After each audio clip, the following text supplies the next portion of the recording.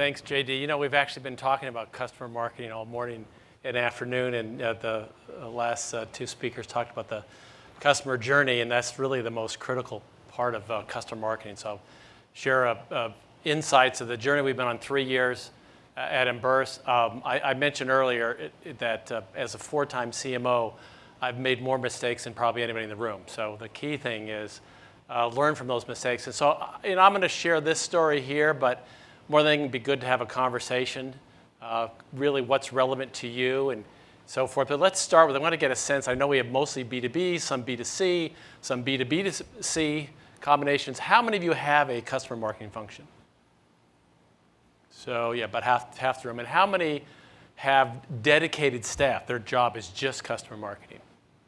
So even fewer, yeah. So that's sort of the journey we are on. You know, we heard this morning about storytelling. We've heard it a few times during the day. So I'm going to start with the story. And anybody, I know Amy for sure, had journalism class before.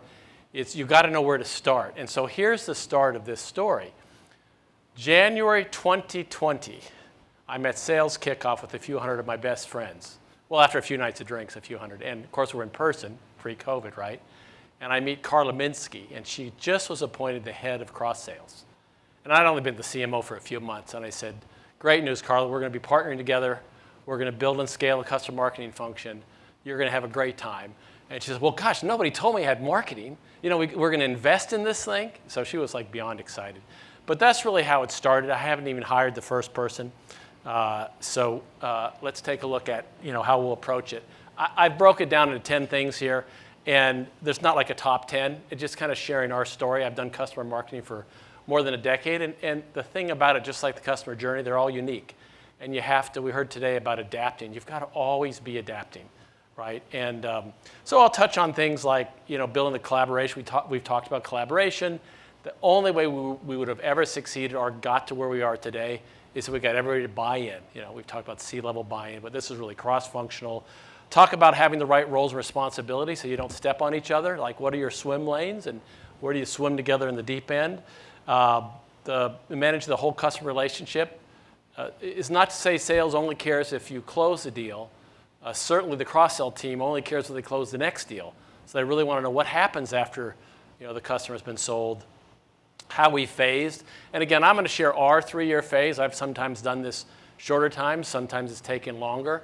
But we didn't try to, boil the ocean. Let's conquer. We have 18,000 customers. Let's get them all. That would have been insane. Share a little bit about how we tailor. We've talked about personas, and that's really critical. Like what an end user thinks versus a C-level buyer. There was no shotgun approach that would ever work. And then really, I've been passionate about customers my whole career. I think that's my distinguishing area of interest. And 360 approach, and I'll talk about our challenges. You may have even bigger ones, silos of information, disconnected data, inaccurate information, you name it, right? Customer buys your product, then they leave, and you have nobody to contact. And then really, how to optimize marketing at scale, how to build a community. I think a number of you talked about today, community. I think that's really critical. Having these engaged customers have that aha moment, and then tell somebody about it. No amount of marketing can make up for that, sort of advocacy. And then we heard about, start with numbers in the boardroom. That's great advice. And I have a philosophy of the ROI of everything. So everybody in my team, you could be in communications, operations. You've got to have metrics. And so how do we measure success? So that's a speed overview. Let's start with the beginning. And while we'd named Carla, and I was on board, I had one person that was doing a community and was getting references, cases. That was good. But we had no customer marketing function. So from the beginning, you can see all these, various product events, training, support, advocacy. It really took the whole group to kind of put our heads together. So we actually didn't do anything in Q of 2020. In spite of COVID, it's just like we weren't ready. We weren't just going to start sending some emails. So we got everybody together and, included all aspects of marketing, not just demand gen. I have a comms function, got like 60 folks. I'll give you a size. We're like a couple $100 million. We're 100 million or so. So we're a pretty, good-sized company. I've been at billion-dollar companies and pure startups with 12 people. So again, it was all relative. For us, we needed all these functions. We got all of marketing involved, demand gen, comms, and customer advocacy. And then we really got everybody to agree on goals. There's one thing for sales to have a quote, and I love that quote earlier, which is marketing doesn't celebrate unless sales succeeds, right? I mean, and if sales didn't make the number, I don't care how great the creative was, perfect offer, CTA, landing page. Shit, if it didn't sell, then something's wrong. Let's figure out what's wrong. So we did that. And then, what I found, we talked earlier about adapting to change, there's no constant. Change is the constant. And so what was working in phase 1 didn't work in phase 2. And then I think we talked earlier today also about, somebody has to lead. And I have to say, I've hired hundreds of people, and I knew I had a really bright potential person. This woman had never been in tech, but she really knew how to think creatively, strategically, systematically. She'd come from customer marketing from financial services. I promoted her just a couple months ago to director of customer marketing. She had all the potential. She's exceeded that. But it was really because, she became the voice of doing things in a logical fashion. So roles, responsibilities were key. Again, I was talking a little about like having defined roles.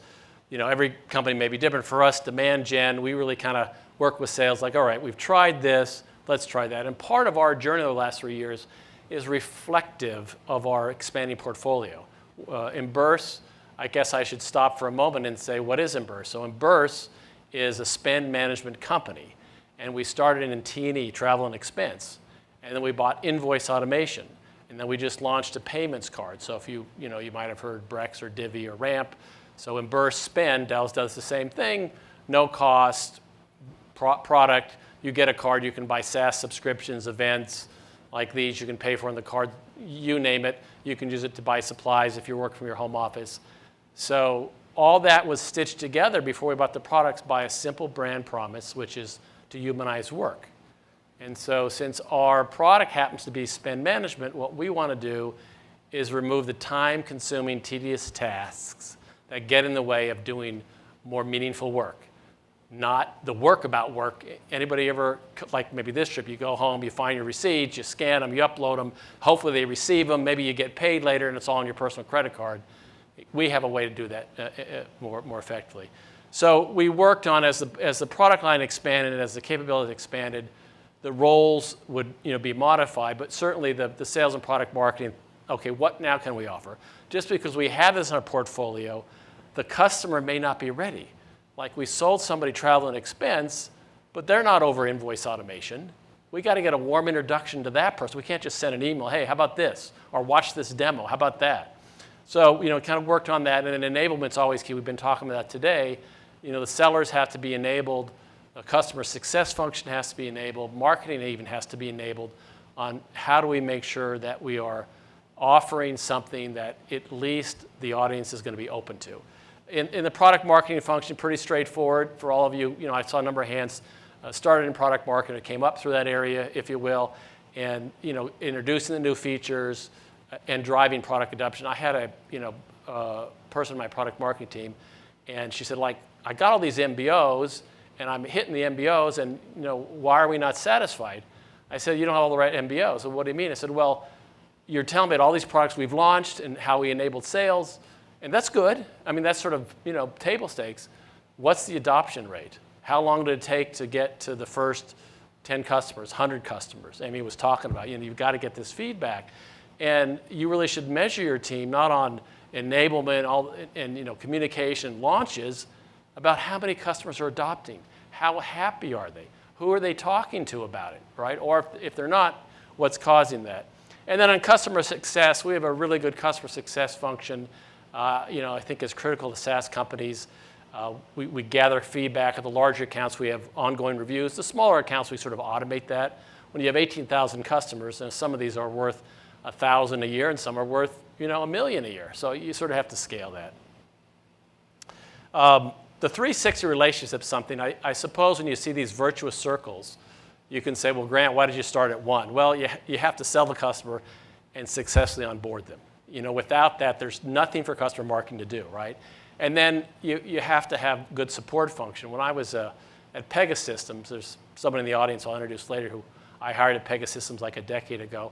And we had 7 databases. And I'm like, how the hell am I going to go to a customer and I don't know they have a red ticket in support, or I don't know they have a failed implementation, or I don't know the opportunity stalled. I'm just going to show up and say, hey, let's buy the next thing. So we unified the database. We found a way that we could have a D&B common number, so whether you're into sales, support, marketing. So I mean, support is definitely critical. And then, certainly marketing, our role is figuring out the offers with sales, creating awareness, looking for the intent signals, trying to orchestrate, if you will, the offers, and then ultimately with sales, who, like marketing, has to work with all the other functions, but ultimately, with all the information they have, know when to really present the possibility of expanding the business value we deliver by adopting a broader part of our portfolio. So for us, 3 phases. There's no magic about these words, right? Establish, grow, automate. The first year, we really kind of put this together, got the stakeholders to agree. We really had to do a lot of database cleanup. I mean, I often say as I go to the beginning of the budget year, it's, oh, we're all set. I said, well, do we have $100,000 for database hygiene? What do you mean? Well, it was current today. What makes you think it's going to be current in Q1, right? I mean, you're always having to do that. And there's some big cool tools. I know, any of you use user gems, anything like that? Yeah, I mean, it's awesome. And it's like one of your clients moves, hey, now you know where they are, and hey, you liked us before. There's other tools like that. So getting the thing established was key. And then for us, it was, how can we have more coordinated campaigns? So, just to set the stages, we had expanded our portfolio by probably 2x. So we had a lot more we could offer. It didn't mean we could offer everything to everybody at the same time. So we started really figuring out how to, get triggers, getting feedback loops that, customer success might give us some clues as to, how particular segment's going. We have a lot of verticals that we're strong in, and some that we're new to. So we don't have as much customer evidence. For us, for example, legal, we have 90 of the AmLaw 100. And so getting the next 10 won't be that hard, but another like construction, we've got 2 of the top 100. Getting the next 2 is going to be hard.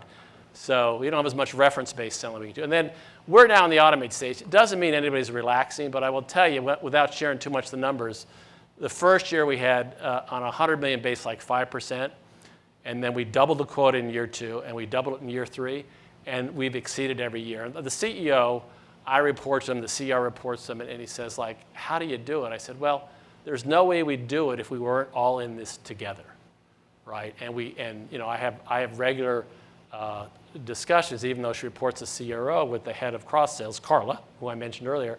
And what are we doing? How's it working? What else could we be doing? How's my team supporting you? What are ideas on your team? Because her team was 0. She has 11 people on that team today, quota carrying reps. And each rep has a quota. And if they're all exceeding quota, you get a sense you can probably hire a few more people for next year. So that's kind of cool. And then the other thing, as we talked a little about today, is how do you communicate the different segments? What I found, a mistake that a lot of marketers make is, great, I've got X customers, let's get them by the next thing.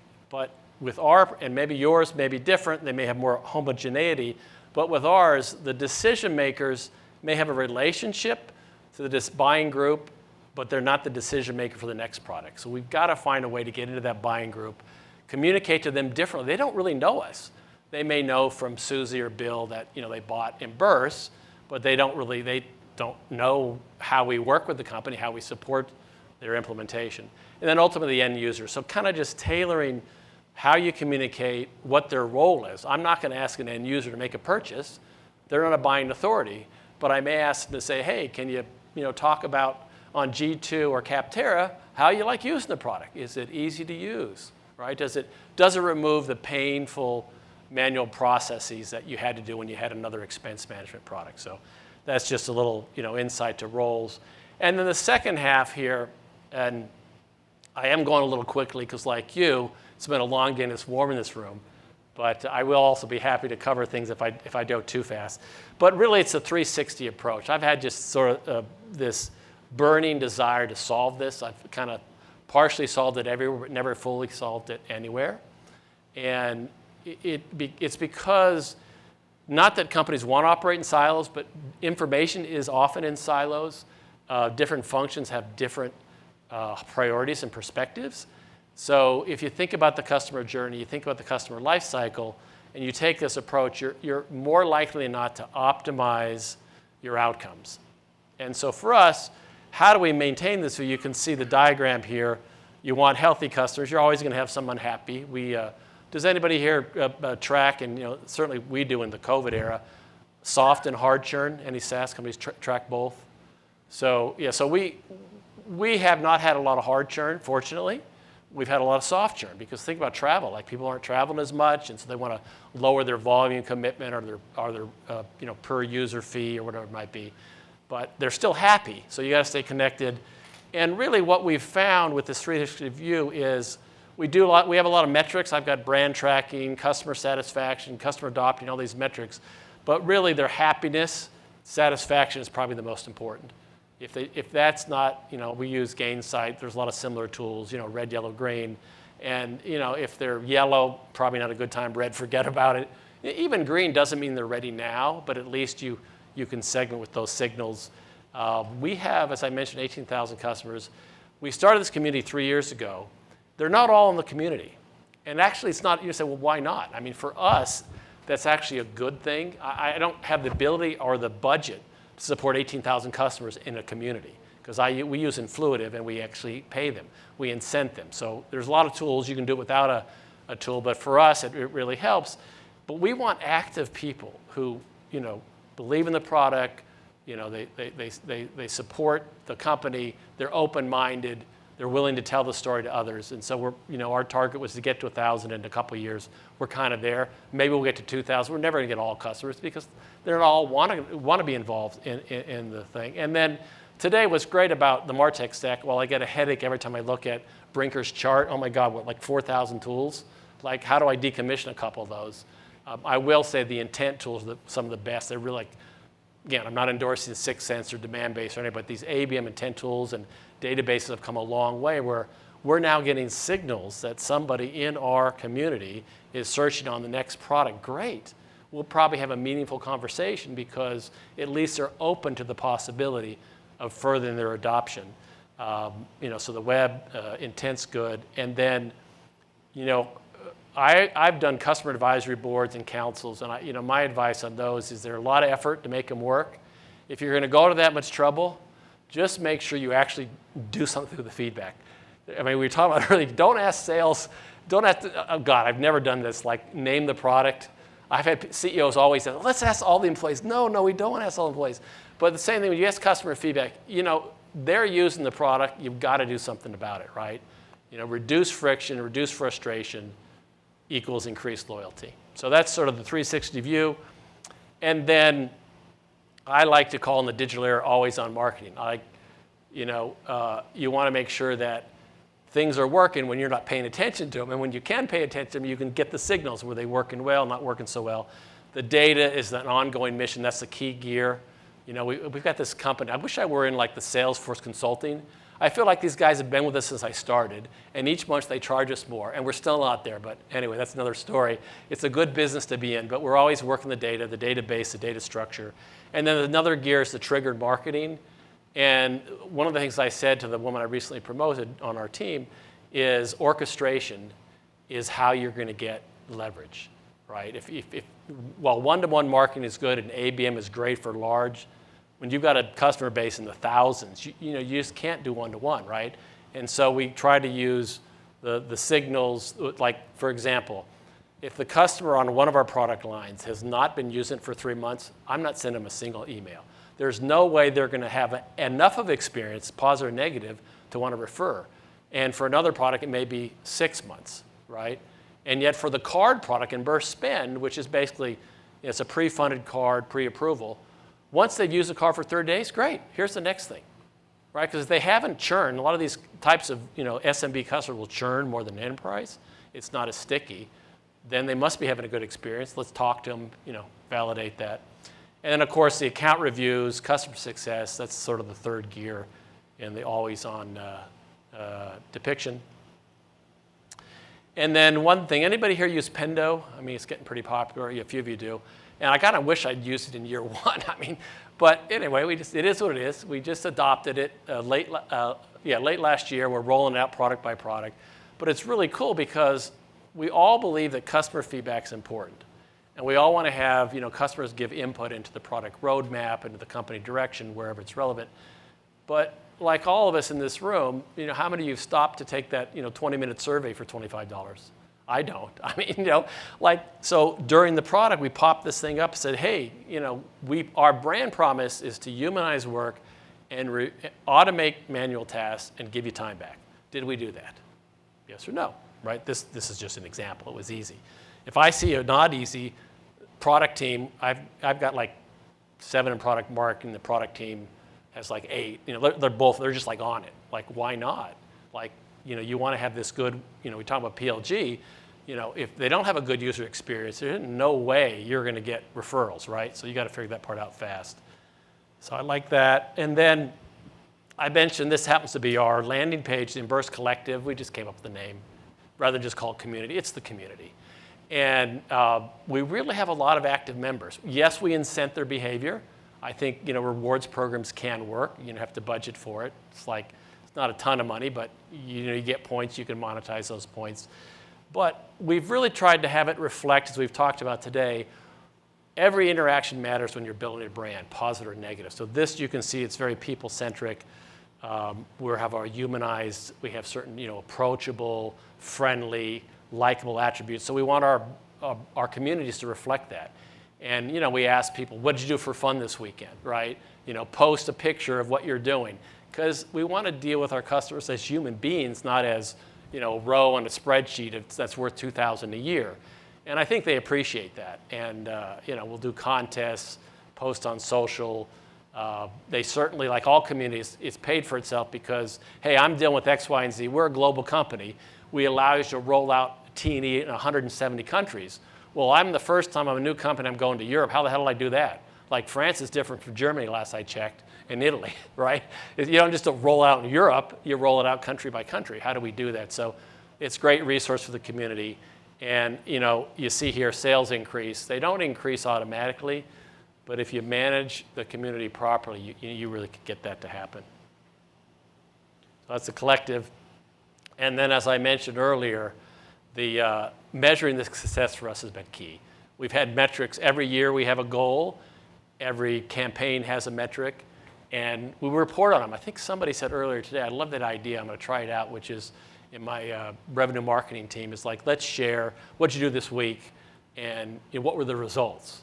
My marketing recognition programs, and it's peer-based. Anybody could submit a reference, but it has to say, what was the situation, what was the result, and what was the business impact? If somebody says, oh, I love working with these folks, they're easy to work with, that's not worthy, right? Like, what did you do? What impact did it have? And so that's why we have all these. You can just see it's a sample dashboard of things that we're measuring. We have playbooks, how to go from one part of the suite to the large part of the suite, how to overcome objections, how to get buy-in. And then we also work on all the feedback loops, whether it's our advisory boards, our community, one-to-one conversations, the annual check-ins with customer success. And it's not always green, but some people think, well, I want it to be always green. I was once presenting to a board. I presented like 64 board meetings, so I think I've learned my lesson a few times, and I never present all green. Because the one time I did this, I don't believe you. There's no way you could be all green. So just all right, make up a few yellows. Maybe you kicked it, you blew it out. Just give them a chance to tell you can improve. Just a little board tip, no green. Humanized work. That's customer marketing from Emburse, and happy to take any questions.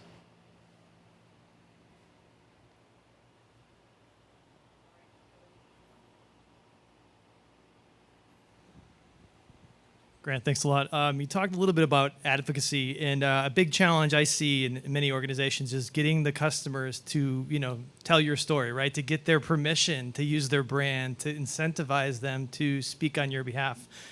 How are you able to do that today? We pay them. Well, yeah, we do to some extent, but we make the ask. We really interface. We talked about this today. Like, integrated marketing is hard. Sales and marketing alignment is hard. You got to work through it. But we have all segments, small, medium, large. We also have verticals, and we say, hey, we've got 400 customer artifacts. What are we missing? And so, we together with sales and customer success, let's go and get the customer. And a lot of times you got to ask. And the larger the corporation, they sign the contract, yeah, we'll do a reference, and then you come into the department of no. We don't do that at Pepsi. We don't do that at General Motors. So you kind of work through it. I do have to say that this is the person, Patrick Tripp. I hired him a decade ago. He started in product marketing. I've interviewed 1,000 people. Nobody was better prepared, had better questions than Patrick to this day. And he's looking for his first CMO role. So, get to know him if you can at the networking session. Super guy. And thanks for the question.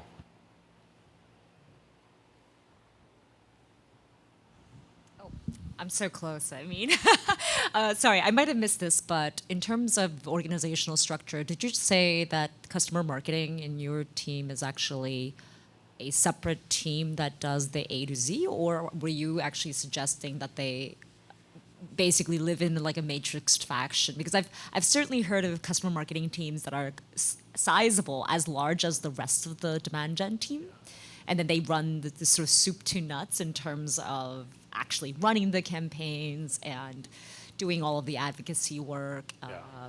It's a really good question. I actually sort of answer it in two parts. One is, I don't think you can succeed part-time. I mean, in life or in a role, like you need a dedicated, right? If you're a company and you're doing $1 million a year, yeah, maybe not. So it is a dedicated, but it reports up through my head of revenue marketing. So I have net new, customer acquisition teams. I have digital marketing teams. We have partner marketing teams. We have a lot of channel, revenue, but these are dedicated folks. And although every function is important to be cross-functional, as I said at the beginning, if we hadn't designed this where there was no way they could succeed in customer marketing, if they weren't really tight with customer success and weren't aligned with sales, those three groups, support too, but in particular, it's key. Is there a question over here as well? So you mentioned playbooks around overcoming objections, upselling. Where do you store that stuff? Like, what's the format? I'm not a spokesperson for a company out there, but my all-time favorite sales enablement platform is HighSpot. It's really, and I've tried it. I've been at all these. They all, hey, this is the best thing. Maybe there's probably a better one, and that really works. Well, another thing that's cool for us is that, people comment about what they use and how well it works, and you can always improve. And I actually, I'm part of a couple CMO groups, and I saw a new way to do the customer story, the brand story. And just because I created the one 3 years ago doesn't mean it still works. So I just blew it up, and we're just redoing it. So the same thing with a playbook. Like, hey, if it's not working, tweak it.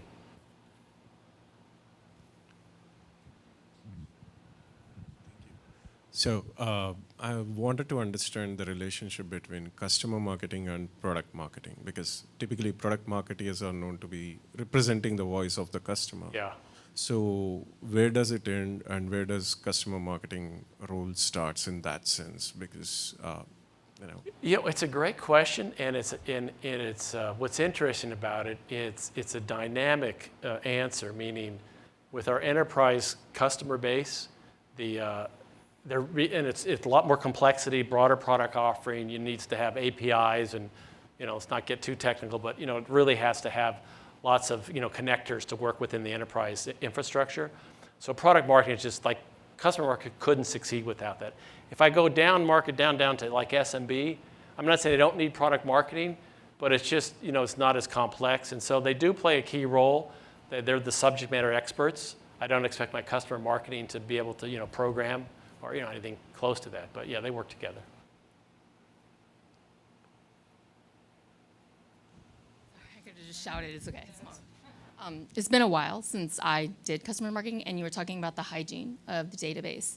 Can you just share some of the core metrics that you use to monitor the hygiene of your database?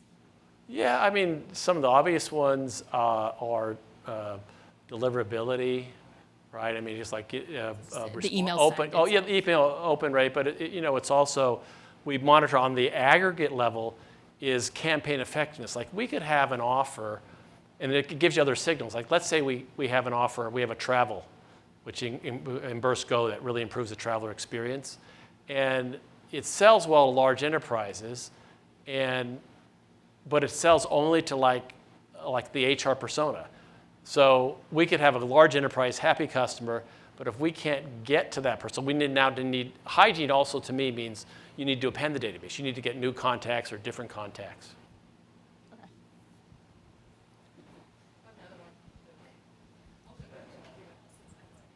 Any more questions? We're nearly out of time, so maybe last question. Are we ready to go?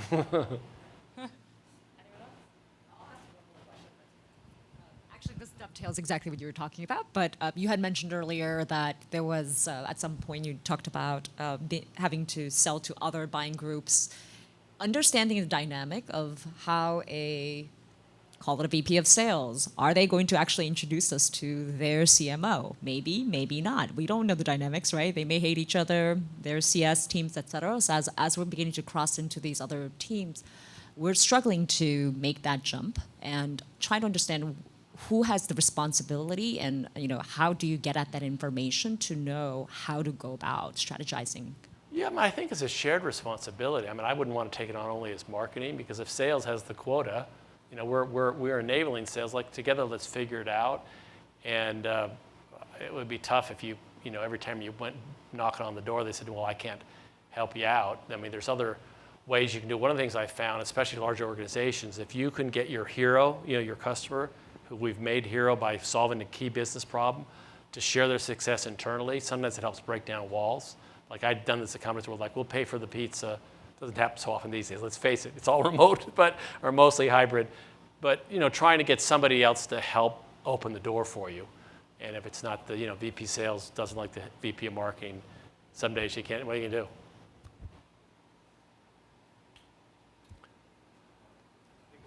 All right.